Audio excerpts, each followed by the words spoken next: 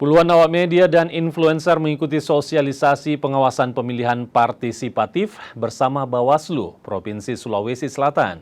Media dan influencer diharapkan bisa membantu dalam pengawasan pilkada di Sulawesi Selatan. Partisipasi media dan influencer dalam mengawal pilkada serentak 2024 jadi harapan besar Bawaslu Sulsel. Pengawasan pilkada serentak utamanya di dunia maya jadi tujuan utama.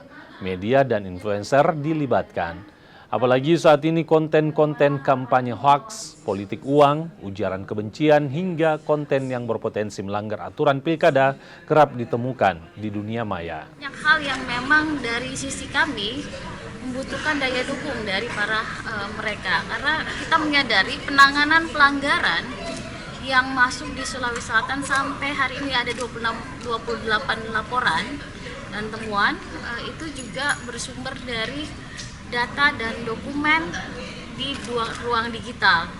Nah, itu menjadi bukti awal, pintu pertama untuk penanganan pelaporan. Dalam prosesnya mungkin ada kendala teknis, misalnya tidak cukup kuat bukti yang mendukung terkait dengan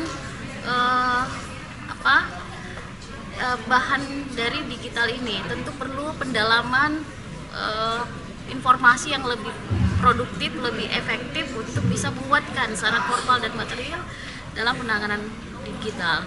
Nah, yang kedua adalah ruang kampanye.